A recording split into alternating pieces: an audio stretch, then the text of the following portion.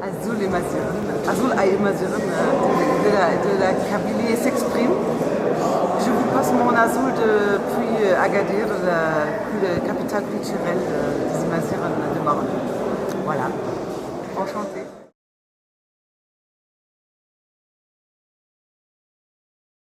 Voilà, je trouve que c'est une habit qui, surtout la robe, qui peut juste souligner la beauté de chaque femme. Je me trouve moi-même super féminin dedans, vraiment trop femme. C'est quelque chose que je trouve magnifique avec les couleurs. Ça pour moi, c'est un signe de la joie, de la révolution, de la liberté. Et voilà, c'est plutôt ça. Qu'est-ce que je pense de ça? C'est pour ça, moi-même, par exemple, toujours un peu pour le quotidien, j'ai inventé quelque chose pour les gens qui n'osent pas de porter cette robe partout, mais juste occasionnellement.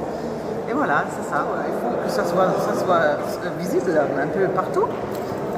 Maintenant, c'est juste en Kabylie. Maintenant, ça commence un peu des fois en France, surtout dans les banlieues. Les madames à 60 plus, elles ont pas honte de s'habiller comme ça, mais la jeunesse, malheureusement, elle ne le fait pas. Hein. Mais c'est super belle, donc pas avoir honte.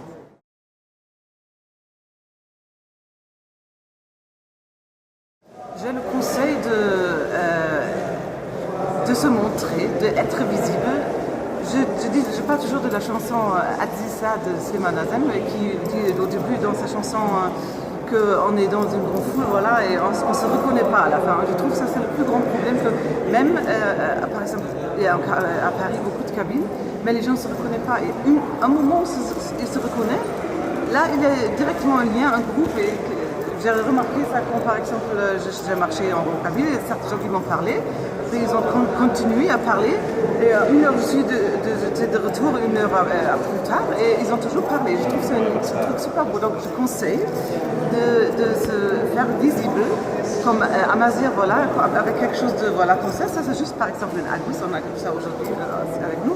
Ça c'est un petit faux sur une jupe, c'est quelque chose de vraiment brillant, c'est comme le soleil, comme quoi, voilà. Et je trouve que c'est important de connaître les siens, de reconnaître les siens.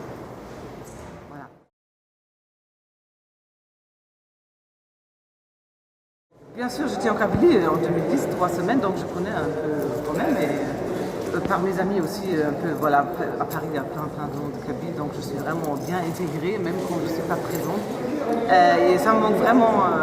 Je peux vous dire une chose, quand un ami quand je voulais venir pour un hommage à Mathieu Bounès cette année, un ami m'a vraiment carrément interdit d'y aller.